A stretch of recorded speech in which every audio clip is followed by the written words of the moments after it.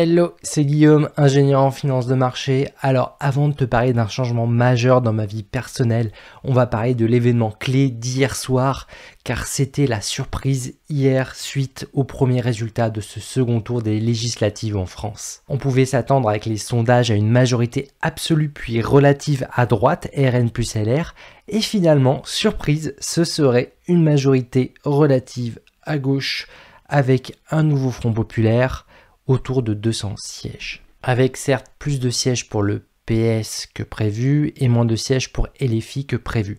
Donc plus de socialistes que d'insoumis. Et en théorie, je te l'avais partagé, une majorité relative, c'est un statu quo où l'on peut attendre à peu de changements majeurs, ce qui est en théorie favorable au marché action. Cependant, la montée de la gauche, qui a un programme qui présente davantage de dépenses sociales et un budget qui s'envolerait, aurait un impact négatif sur le marché obligataire, car moins de prêteurs feront confiance à un État français qui laisse exploser les dépenses. Après, on notera quand même que le président Macron, avec la majorité présidentielle au centre, a lui aussi fait plus de sièges que prévu, ce qui limite la possibilité de majorité absolue à gauche. En somme, on se dirige donc vers une Assemblée nationale sans majorité absolue. En théorie, c'est ingouvernable. Et donc, on peut s'attendre à aucune réforme majeure dans la prochaine année. Et historiquement, un gouvernement sans majorité absolue en France est beaucoup plus enclin à voter des budgets davantage en déficit. Déjà qu'on est à plus 5,5% de déficit par rapport à l'an dernier, cette année pourrait être encore pire. Donc dans un contexte où l'on peut anticiper une dette qui devrait passer de 3100 milliards d'euros à 3500 milliards d'euros d'ici la fin de l'année 2024, si on va encore plus loin, si on projette, on pourrait s'attendre à plus de 4000 milliards de dettes d'ici la prochaine présidentielle. Ainsi, aujourd'hui, j'estime que les chances sont à un niveau très faible qu'une coalition à gauche arrive à réduire les dépenses et voter un budget à l'équilibre. Pour résumer, le grand perdant de l'élection, c'est l'épargne des Français. Dans ces conditions, moi je reste pessimiste sur les obligations françaises avec un spread, donc un écart, entre les obligations allemandes et françaises qui devra encore croître, ce qui illustre une défiance des investisseurs institutionnels à la capacité de la France à recouvrer sa dette. Et donc, ça implique aussi en conséquence un risque sur la monnaie unique européenne, l'euro. Car à moyen terme, le risque de dette souveraine augmente significativement, c'est nourri par des déficits anticipés en France encore plus importants que prévu. Dans ces conditions, moi j'ai 4 points importants à te partager. Le premier point, c'est que je pense que détenir des assurances vie en fonds euros, en obligations à long terme françaises, c'est aujourd'hui prendre un risque qui est important dans un scénario de crise des dettes souveraines. Donc voilà, pour ceux qui détiennent des obligations d'État français ou des produits dits très sécurisés sur des obligations moyen à long terme en assurance vie, il faut bien comprendre qu'en réalité, elles seront les plus exposées en première ligne en cas de crise de la dette souveraine française. Aussi, deuxième point, je vois l'euro encore plus affaibli à moyen terme contre le franc suisse, ce qui est une monnaie beaucoup mieux gérée. C'est donc plutôt vers cette devise, le CHF, le franc suisse, que je vais me tourner pour ce qui est de mes réserves de secours, afin d'éviter de m'exposer à une dévaluation à moyen terme de l'euro. Ensuite, troisième point, les actions restent mon premier levier pour protéger mon capital. Car oui, la plupart d'entre vous ont des actions sur PEA. Mais voilà, aujourd'hui, je pense qu'il est critique de s'intéresser aussi à ouvrir un CTO pour certains, voire même en ouvrir un deuxième dans un pays à l'étranger, afin d'avoir un coup d'avance en cas de restriction sur notre épargne. Je vous rappelle quand même que Sandrine Rousseau, récemment, qui a été élue au premier tour, et autres insoumis, communistes et certains socialistes, veulent nous ponctionner encore davantage notre épargne pour financer la dette. Et ça, c'est pas tombé dans l'oreille d'un sourd. Donc moi, au passage, je t'ai mis à disposition gratuitement mon outil de comparatif des courtiers sur PEA et CTO pour que tu puisses trouver un courtier à l'étranger, par exemple, ce qui peut être intéressant ces temps-ci, sachant qu'il faut bien sûr faire attention à certains courtiers assez risqués. Donc moi, je t'ai donné mon avis personnel à chaque fois sur chaque courtier, parce qu'il y en a certains qui gèrent pas bien leurs actifs, d'autres qui gèrent mieux, d'après l'analyse personnelle que j'ai de leur publication de résultats.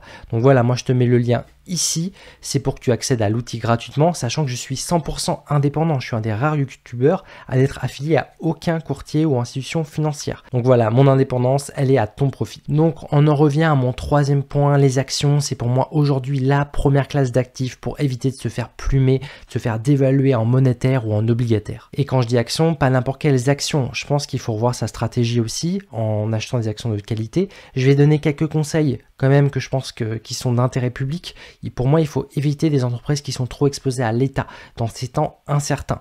Donc oui, moi j'évite aujourd'hui les valeurs telles que Orange, telles qu'Engie, qui me paraissent à risque, avec une forte présence de l'État dans l'actionnariat, comme on peut le vérifier avec mon application ici. Aussi, dans ce contexte, je reste éloigné des valeurs bancaires en restant à l'écart des actions comme BNP Paribas, Société Générale, avec ce risque croissant de crise de la dette française, car elles détiennent un grand nombre d'obligations à moyen et long terme françaises. Je reste aussi à l'écart du secteur immobilier qui est potentiellement à l'aube d'une nouvelle crise qui s'enchaîne avec la montée des taux à long terme.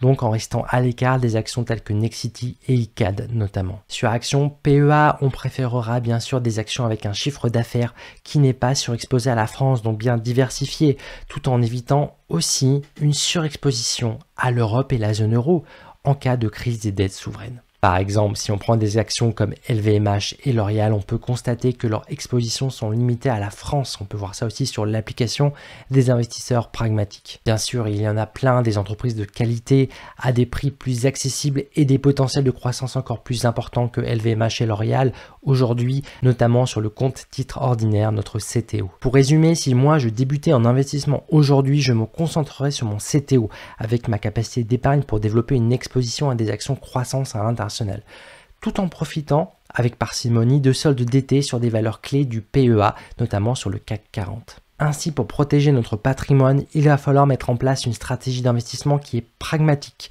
pour investir dans des entreprises de qualité sur PEA et CTO. Car aujourd'hui, investir uniquement en France ou en Europe, c'est prendre un risque d'être surexposé en cas de crise de la dette souveraine française.